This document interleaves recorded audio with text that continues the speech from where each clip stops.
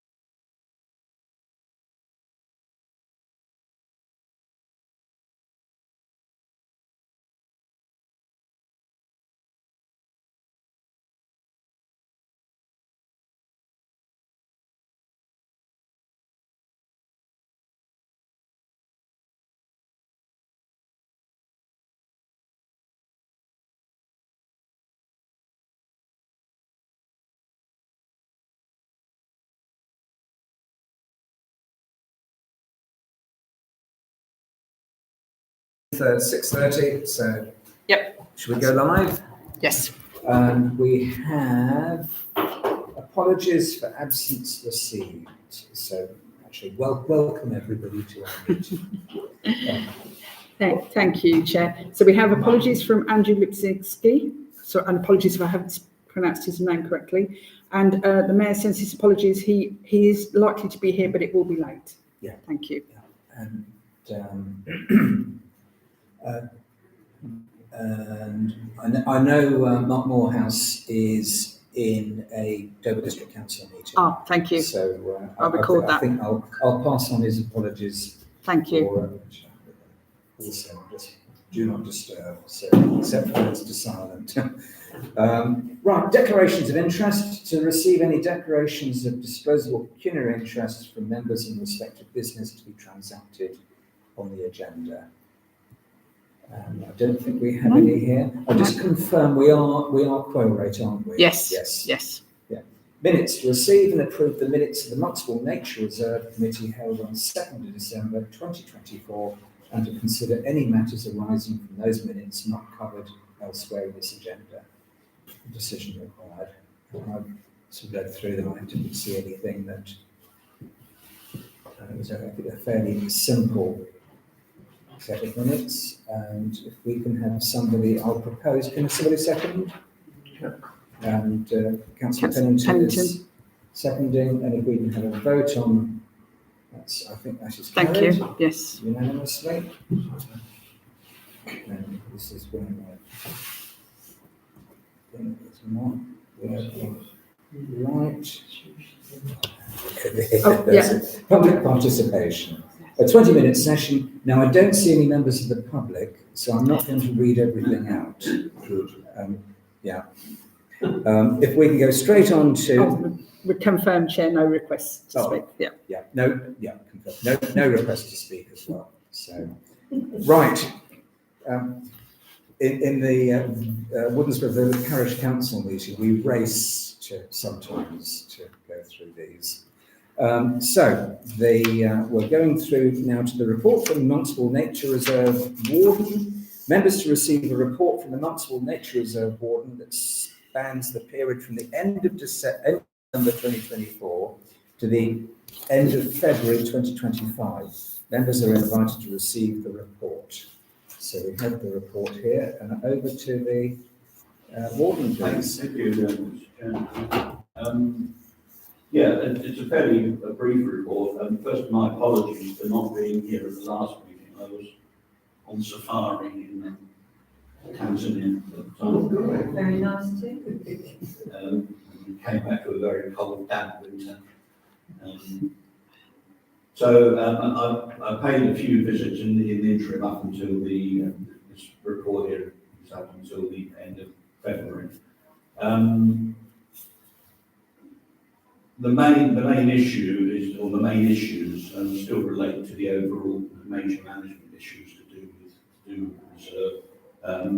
I know the leak in the sluice is actually an agenda item for later on, so perhaps we can return to that in a moment.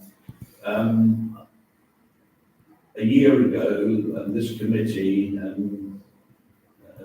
agreed the capital works, excavation of a new scrape, a new hide, etc. Progress has been very slow, to the point of I'm not sure what progress has been made, in fact. Really?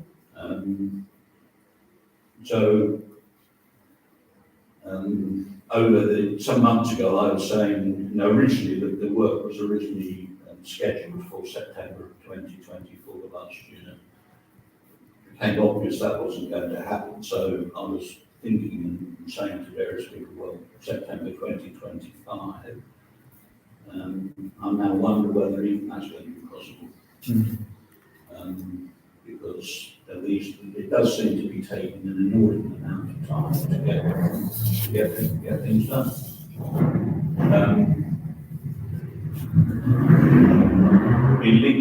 Linked to that is the absence of an overall management plan for the reserve, which I have flagged up on a couple of occasions before. It's now 8 years out of date. There's no management plan, and we're working on an ad hoc basis without any overall agreement as to what the reserve is for, how it should be managed, how it could be managed, or whether what was the management practice in the past was any longer appropriate. It's those sorts of things which need to be sorted out.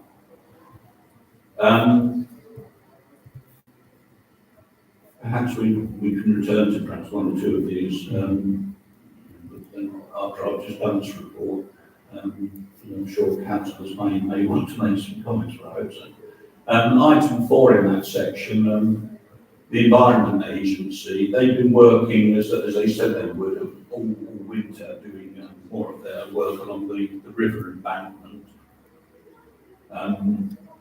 They've cleared more vegetation along the toe, which is the base of the embankment on the river side. It's what they call the toe. It's an engineering term, I understand. Slightly more concerning is that they've replaced all the wood and wire mesh fences that were around the sluices. Now, when most councillors won't be aware of this, but when the Environment Agency worked on the area, doing their flood defence work back in about 2013, about that time, 10 or more years ago, there was a considerable delay in this council accepting the land back from the agency. There were a lot of legal to-ing and fro-ing going on, because the council received legal advice that the agency hadn't left the land in a safe state. And eventually, after several years of negotiation, when the reserve remained closed to members of the public, those issues were resolved. But one of the key issues was the fact that the Environment Agency sluices were considered to be not protected enough. Sorry, let's put it that way around. That members of the public were not protected enough by the way that the Environment Agency had left the sluices. And one of the things that the town council did was to install some extra wooden fencing around each sluice with post mesh to stop people, particularly children, clambering over the Environment Agency fences, or indeed going around the edges of the fences and falling into the sluice. Because if they did so, they would drown. What the Environment Agency appeared to have done is to have ripped out all the town council's fencing that was put in there after we had, after the council took professional advice from a health and safety consultant. One of the things on her list was you must protect these sluices because the existing fencing isn't good enough. So, taking that advice, the council paid for these new fences to be put in. And they've been there, without any comment from the agency until this winter. The agency have now taken all those fences out and replaced them with wooden fencing, which are nowhere near as extensive as the council. In other words, they cover a smaller area around each sluice. And in a couple of the cases, and in particular the main sluice, the one that leads into the River Stour, it's perfectly possible for anybody to walk around the edge of the wooden fence and stand on the edge of the concrete, right on the edge of the water. And if the tide is running and someone falls in there, they're not going to get out. So I raise that because it is an item, it's quite a serious item of health and safety, it seems to me. And it may be that the council may wish to contact the Environment Agency and say, are you prepared to take responsibility if a member of the public falls in? Because in fact, what they've done is that they've reduced the protection that's given to passers-by. I think I know the reason they've done it is because bramble and other stuff was growing up between the fences that the council put in around the sluice and the sluices themselves. And that meant that the agency people weren't able to access the sluice quite so easily as they can now. But nonetheless, there is a problem. I have taken some photographs of what the problem is. I've not had time to print them out or send them, but I'll send one to you. Thank you. If you like, yeah. So that people can actually see what the issue is.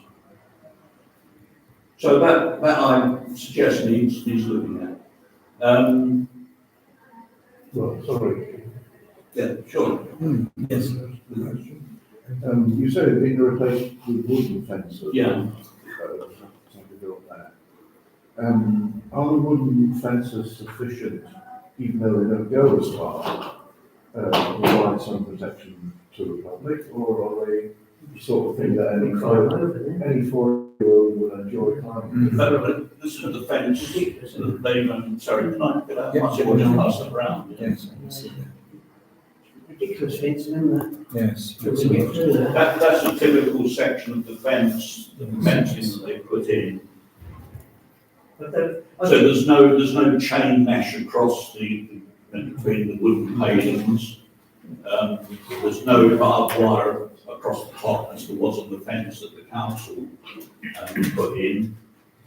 And as I say, it is possible to walk round, to easily walk round the end of the fence, and get straight into the sluice, into the water. I think we'd have to get these health and safety people there, to cover ourselves, don't they? Yes. Because that's what we shut the reserve, because they put those new sluices in, and you can drop to 10, 15 foot down onto the concrete, and they're so dangerous there, and we had to shut back for 3 years. Yeah, it took a long And then we time. had to buy the fences as well, to make it longer.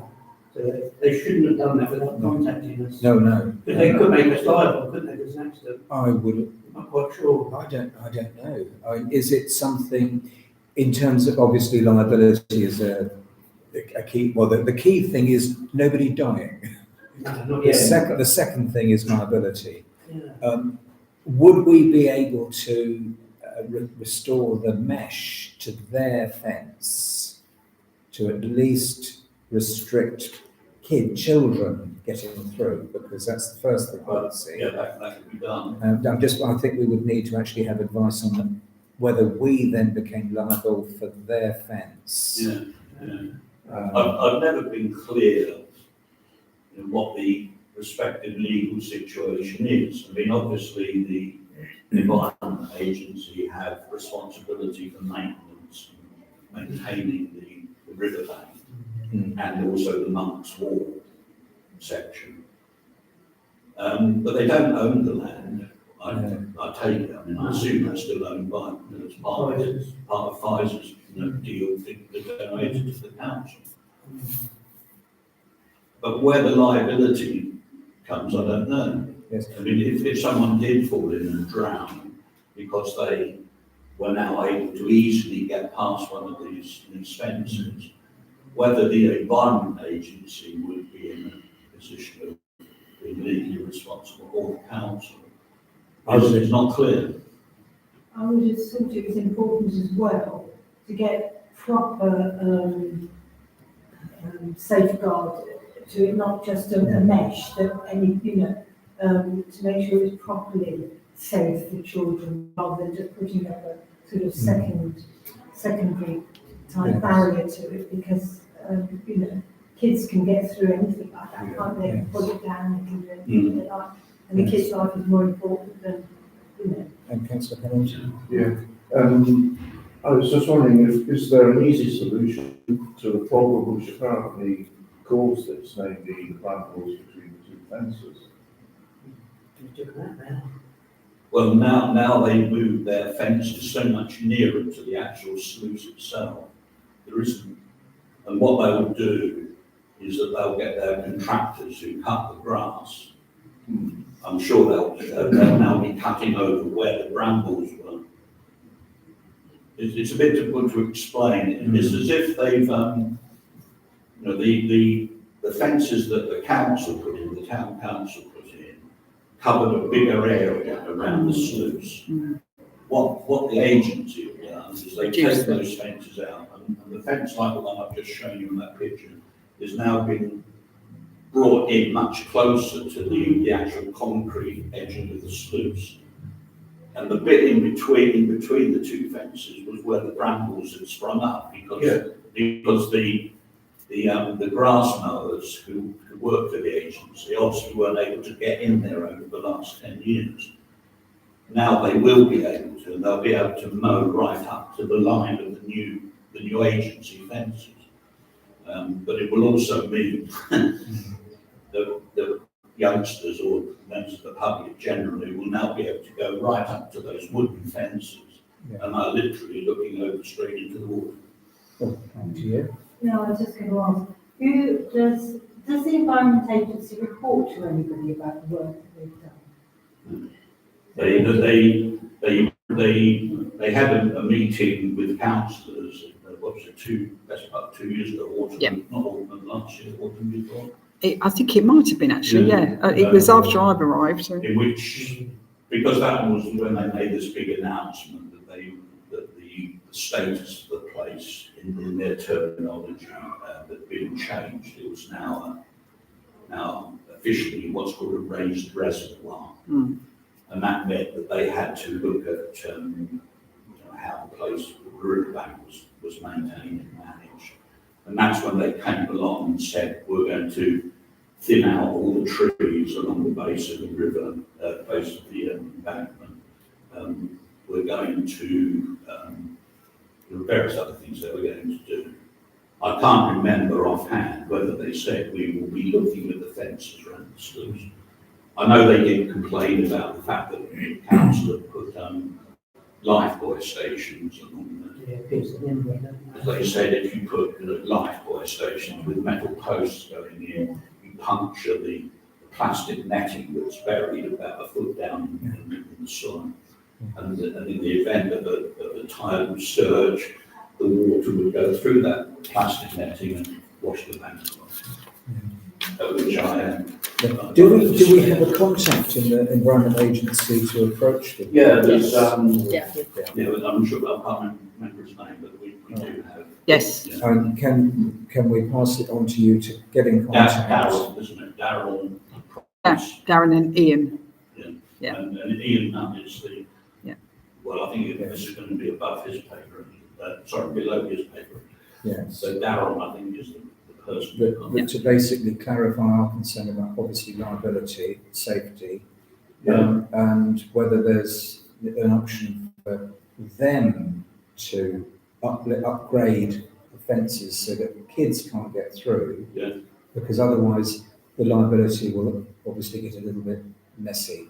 Yeah, that's what we had before, because they just did this, path. If you go down by the Black Sluice and walk down the other side of the river, there's big sluices there, and they just got a few bars across. I think that's what they're legally obligated to do, but because we've got the nature reserve, we could have, it's our land, isn't it, as well? Yes. And we had a lot of trouble with them before to get that. Well, we ended up putting the fence at the town council, ended up putting the fence up. Yeah. I don't know, but I would imagine because it's our land, it would be our liability. Well, now we've spoken about it, yes, and it's minuted, we're aware of it. Yes, So yeah. it becomes, Sometimes it's better not to fence, because you look at the Riverside Green, that's not fenced at all, is it? Well, the quay's not fenced. Yeah. Once you start putting fences up, you miss liability in a sense. So sometimes it's best just to leave it and say common sense prevails, but it's different when it's part of the nature reserve. yes. It just struck me as being odd, but we've gone back exactly 10 years Yeah. to what the situation was in 2015. Yes. We had obviously different personnel sat around the table, having exactly the same discussion. You know, we've got to do something about the Environment Agency fencing. Yes. So as a first step from your report, this part of your report, town clerk will be, you're away for a month, aren't you? So I'm here for another week, yeah. another week. Yeah, yeah, To sure. at least start that contact Yes. and say there is a concern over the fences and potentially have a meeting, even somebody to come here. Yeah. Walk round and. Yes, yes. Well, I was actually going to suggest maybe we could have our next meeting there. Yeah. Yeah, actually on at Monks Wall. Yeah, the slight problem with the recording, but we can, I'm sure we can work our way around that. And the weather, yes. Yeah, weather allowing. Yes. So we've interrupted you, carry on. Yeah. What other items? Beavers, they're still there. They're helping the Environment Agency thin out the trees. They seem to like willow trees. They're coming across from Gays and Swords up the riverbank onto the Monks Wall side, and they're taking out a sample of trees that are growing along the base of the riverbank, which is quite interesting. No great problem.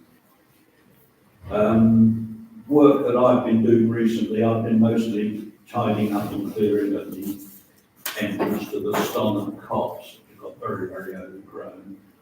It's not open to the public, that section of the reserve, not at the moment, but it's looking a real mess. And so I've been doing that bramble clearance up there. Visitors to the reserve, light but increasing use, I think is what the phrase I like to use. The dog walker, Dee, you were saying to me, I'm not convinced that he's stopped coming onto the reserve. I haven't actually been going because of dark nights and the weather's been so cold, so I haven't been going at his usual time when he comes. He usually comes about 5 o'clock, something like that, between 4 and 5. But there is a definite path between the fence to the boatyard and the main reserve. And there's also footprints in the mud on both sides of the fence and the gate. So although I haven't seen him, I think he might still be going on to the reserve. But Okay. whether the evenings are lighter and the weather's improving, I should be going up there more. Yeah. So if I get more evidence, I'll. Thank you. Yeah, we've just literally had the same issue at Cowley's Meadows. We've just taken steps to try and secure that. So we can probably do the same here. I think I'll speak to Julian about it and we'll, Yeah. thank you. Just on the subject of dog walking, and Dee raised some query with me the other day, because you met a dog walker on the footpath that comes from the Stonham end across the farmland. You know what I'm talking about. Before you, that section, the first section that goes across the farmland, before you actually get to the reserve, well, that's outside the reserve. And therefore it's not covered. Opposite the industrial estate. Opposite the industrial Yeah, estate. that first field. So anyone who goes, although there are signs right on the roadside by the kissing gate saying nature reserve, the reserve doesn't start, of course, until you get That's right. 200 or 300 yards down that track. Yeah. So anyone walking a dog up that footpath is perfectly, as far as I can understand, it, perfectly within their rights to do so. Because the public space protection order, PSPO, whatever Doesn't- it's called, Yeah, doesn't PSPO. actually cover that section. No. But they are not supposed to take their dog beyond the 5-bar gate onto the reserve property. Yeah. So I thought it was quite an interesting little thing to be aware of. But I don't think that path's a public right of way, is it? There's no public right of So it's not a public right of way, and it's a permissive footpath. in other words, the farmer has permitted people to go on it, but at any time on permissive footpaths, the landowner can withdraw permission. So it's not a public right. There are no public rights of way around Monk's Wall at all. I remember having this conversation a few years ago with someone who got a bit shirty about something or other. And they said, well, it's public right of way, I can do what I want. I said, well, actually, Oh, that's it. it's not a public right of way. It's access to the farmers to the fields. Yeah. But the river bank isn't a public right of way, nor is the top of Monk's Wall a public right of way. None of it is. It's not. In other words, if you were to go to Kent County Council and the Highways Department and look at their maps, you would not see those anywhere they're designated PROW, because it is. Councillor? I think those are major issues, but I skimmed over the thing about the rather concerning lack of progress on these major issues. It's almost exactly a year, February of last year, this committee agreed. We'll go back to that later. Yes, yes, the, This is the planning commission. I was in touch with the Environment Agency, and they said, yes, that's fine, we don't have food transport of property, what you're planning to do there. But you'll need to get planning permission first. yes, because we've And got, I believe the council has found someone So, with Finns. yes, so there has been contact with Finns, but it's much more complicated than we first thought, Ken. I think that's the problem. So Julian has been working on it, but he's had other priorities, and I'm sorry it hasn't progressed further. But there are lots of projects at the moment. He's working, flat out. We've got a lot of things we're having to tackle. So this is just one of those projects. But he has had a conversation with Finns again, because they're going to get quotes for a topo. Because that is apparently what will be needed for doing this engineering operation to get the planning application. So we've had the quote. So I've got to do further reports, or Julian has, or both of us, because it looking like now it's going to be many thousands of pounds before we can get the planning application in. It could be something in the region of £15,000 on top of the Finns quote, and that's just because of all the surveys and things that will be needed to actually get the planning application. So what Julian suggested, he's on holiday this week, but he said Finns have agreed to meet him on site, and obviously we'd like you to be there as well, to meet with Julian and Finns, and then early engagement with the Environment Agency, Finns said is essential. So obviously before people commit to spending all that money, I think that these conversations need to be tackled, in a formal nature.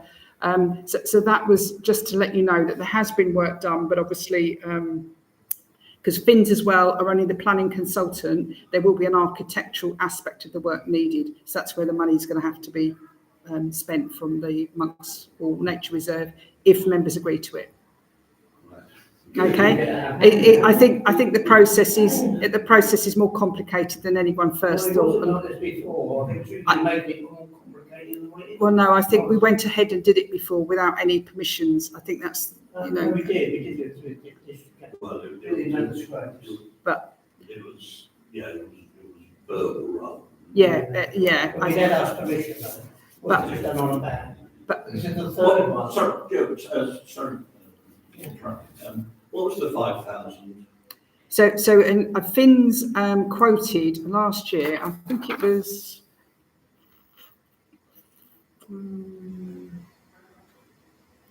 Yeah, so that's what Julia said. We're looking at something in the region of £15,000 on top of the Finns quote. I don't actually have the cost of Finns in front of me, but it hasn't increased since last year. So they've said that the price will be the same for their services. So I can't remember off the top of my head exactly what that was. So the 15,000. Will be for all the topo and the surveys that are needed. You're going to probably need things like looking for newt surveys, and I don't know the terminology for all of them. But Finn's, the planning consultant, she has had conversations with Julian about this and said it will need surveys and things, and it's likely to be in the region of about £15,000. So I think before, you know, I do the reports and commit to it, obviously I'm going to need lots of information for the reports. So Julian suggested meeting out on site with you Right. and Finn's planning consultant, and then we need early engagement with the Environment Agency to make sure that they're on board with what's proposed as well. Okay, so there is some progress, but it's looking a bit more complex than we first thought. Sorry, did you want to finish your report? Have you? I think I probably have. Yeah. It's a bit alarming that we're looking at. Can we revert back to your comment about the management plan? Yes. In terms of the management plan, can you advise us, you know, where we should go with this? Well, I would imagine it might well fall on your shoulders. The existing management plan was drawn up by Mark Chandler, who's a chartered surveyor who works for Finn's, and he used to come to this committee regularly. A large part of that management plan, and the reason that he was asked to do it, is because a large part of it was bound up with countryside stewardship and basic payment scheme payments, which the reserve attracted. That is now ceasing to be an issue because basic payment scheme is more or less finished altogether, and the stewardship scheme for the reserve finishes, I think, next June. So there was an enormous amount of technical stuff that he did that made it a very detailed and lengthy management. I'm more than capable of writing a management plan for the reserve based on my knowledge of the place, and so having written management plans for nature reserves for other places as well. If I was entrusted to draft something out on that, then I'd be happy to do that. Could you, for the next meeting, provide us with a quote just for that?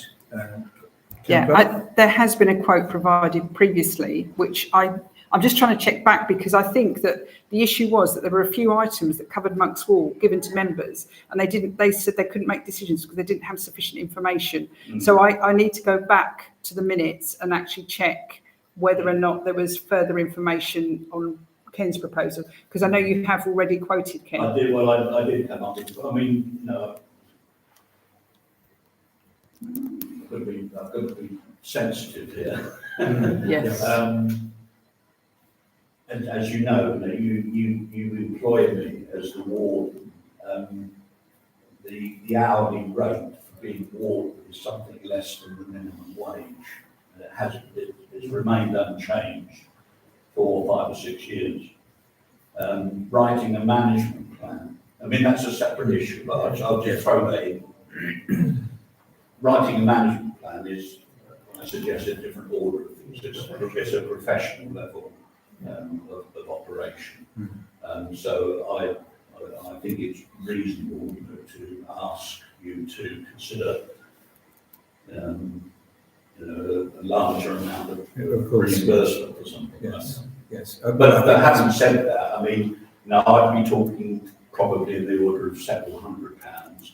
If you were to put this out to a professional ecologist, then you'd be looking at thousands. Yes, no, I think we appreciate that, and your quote would actually be looked at. Obviously, very we would support it most likely, very positively, and potentially within the management plan. Obviously, we need a warden. Would you be able to include in that your fees and proposal for fees? Yes. Because then we can deal with, because if you're being paid essentially less than minimum wage, something's gone wrong. Yeah. And so within the management plan, it would include, for example, an annual review to maintain I'd be happy to do a correct rate. I mean, the way that I would envisage it would be that would come up with a draft, obviously, Yes. because it's not, it's for you and full council to accept this plan. But the way I would envisage it would be to come up with nothing too complex and whatever, but also to some idea of costings and also options. I mean, there are certain things about the reserve, that my view has changed. For example, I think there is scope for quite a large area which could be tree planted. Whereas previously, if you asked me this several years ago, I'd said, my dead body, that there are opportunities down there. I think there are also opportunities for opening up the footpath areas for members of the public to encourage more people to go there. But the more people that go there, I think it could take a lot of people. Yeah. Anyway, if you're happy with me to start drafting. Can we just do a vote on this? Can somebody propose? Well, basically proposing that the current warden does a management plan covering the next 5 years, but to include fees, costs, Review of salary. yes, review of salary, and him and you to bring that to the next meeting, and we can agree and then pass that through to Full the full council. council. Yeah. So, somebody to propose, we have Lynn proposing, Councillor yeah, Pennington. Councillor Pennington seconding, and if we can just vote on that, Yeah. we're all voting for that. Yeah. And now, was there anything else in your report that we should look at? The leak. Oh, that's coming next. Yes. Yes, that's. So Councillor I Pennington. just wanted to ask at some point about the proposed housing development. I know you wrote to do with the council. Oh, You were yes. expressing some concerns, and I wondered if anything had happened. Yes, because we've spoken about the planning issue of the area of the junction going into the proposed housing, and the area includes where the orchids are. Yeah. The latest I heard about that was a month or two ago, and I understand that application has been withdrawn Right. for constructing the entrance into the housing unit. So it looks as if, I think I picked that, I can't remember where I picked it up, but I'm sure I haven't mentioned it. Yeah. But I think they've withdrawn the application. For whatever reason, I don't know. But it means presumably that they will access, when they start building, they'll access from the roundabout, which is the same access to Discovery Park, up here, up to the Chair garage. of the planning committee. I don't think if it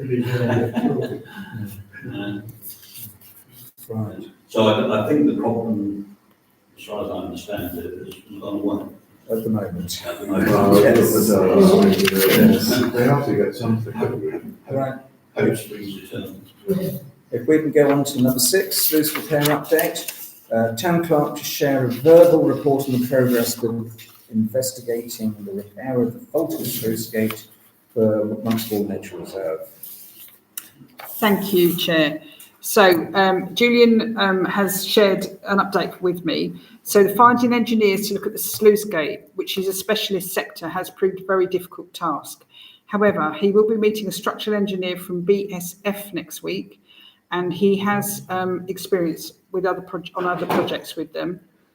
He's also going to meet an engineering company next week who repair sluice gates, and they have third-party consultancy design team that will instruct to produce any calculations required.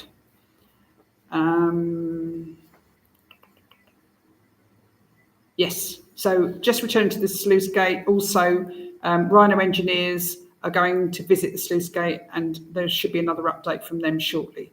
So he has got a couple of companies now that are going to investigate and come up with quotes. So we can actually then, even if we get 2 quotes, we can put a report together. So there's progress with that as well. I did look at the problem day before yesterday, and it is worse. The water, I mean, it's not a sluice gate problem, because there aren't many gates on the sluice, it's just these horizontal aluminium bars that stop the water. The problem is the water is going underneath the concrete structure of the sluice, it's undermining the actual concrete. And it flows both ways. When the tide comes in, some water is coming in through off the river and forcing its way under the sluice from one direction. But most of the water is the water that's back ponded on the reserve, and the pressure of it has found a way through the clay underneath the sluice. But that pressure is a constant flow of water pouring out of it.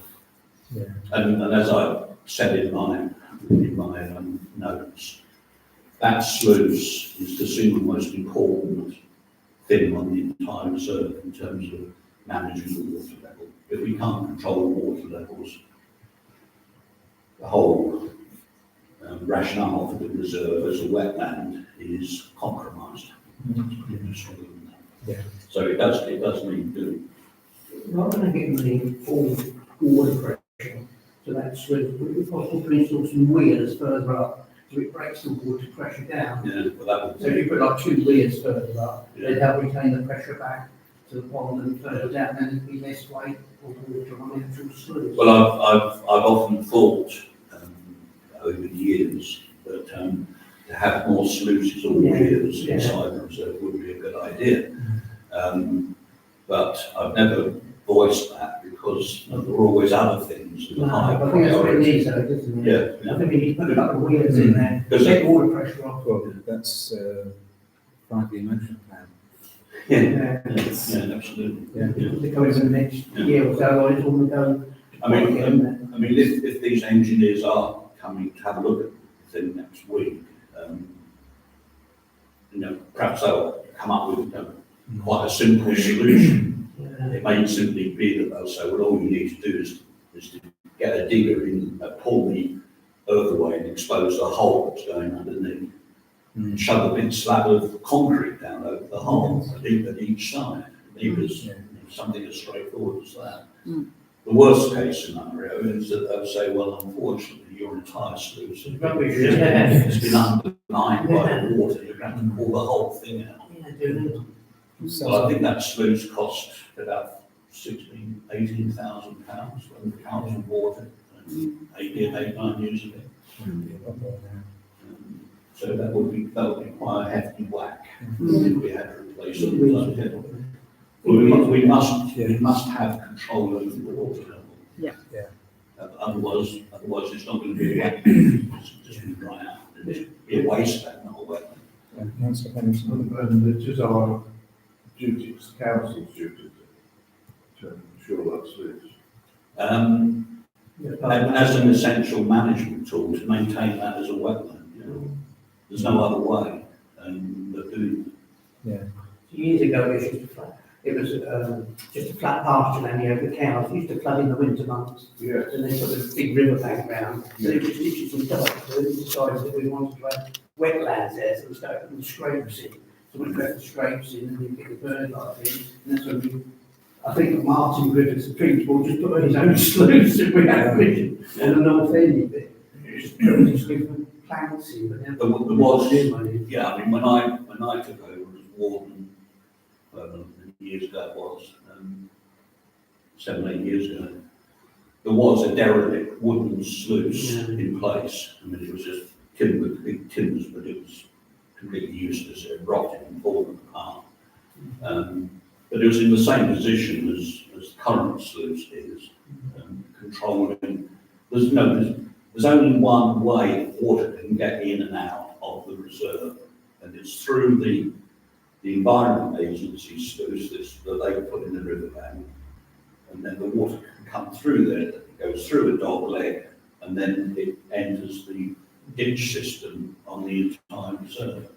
And it's at that dog where we, the council, can control the water level of the whole thing. The simplest solution would be if someone comes along and says, well, it's a basic, simple problem, get a digger in, call the earth away so you can see where the size of the hole is and block it up with a slab of concrete or a couple of heavy paving slabs to sideways on, and block the hole. That would be the simplest thing, a few £100. Sorry. Would that risk be only temporary? Well, I think there might, I could foresee how it could be engineered to make it more, less temporary, by putting more earth revetments up against it as well. Yeah.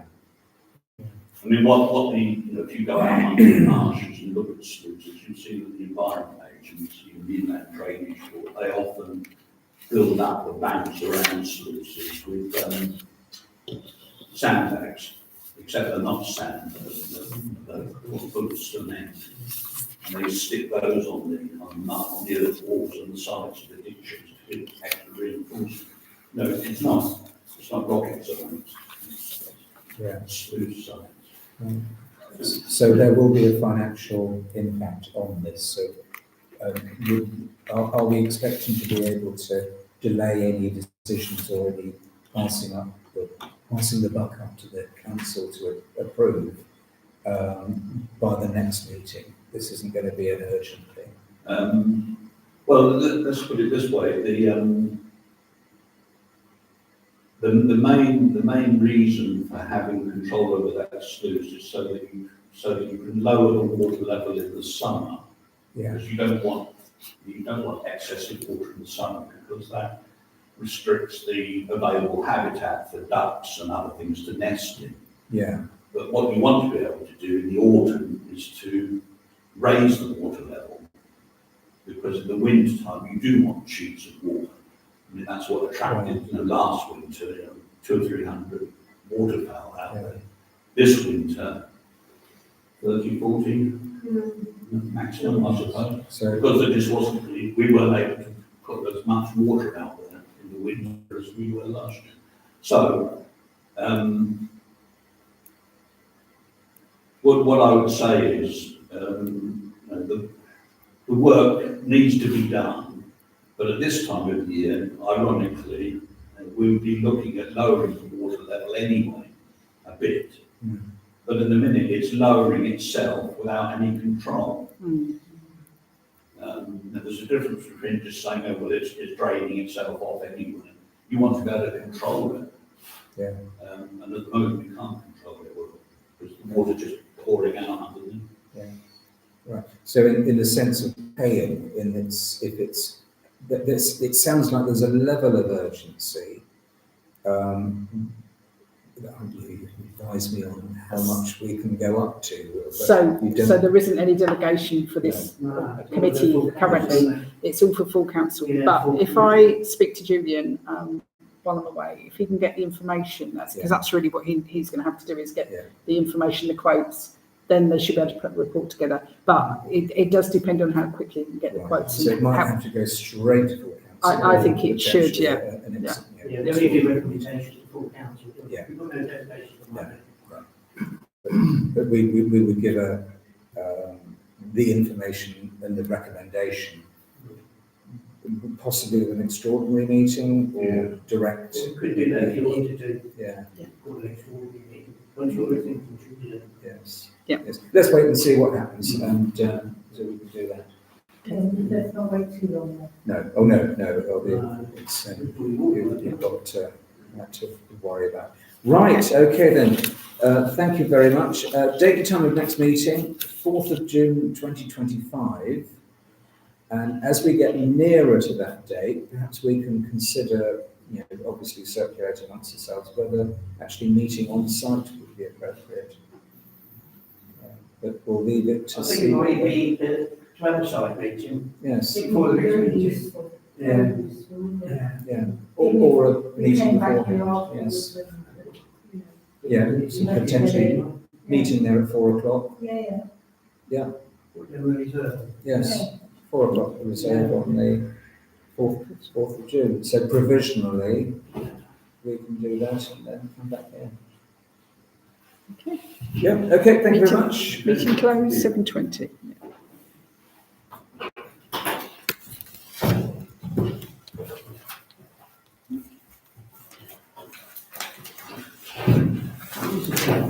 Issues. How long you I want said it to to a man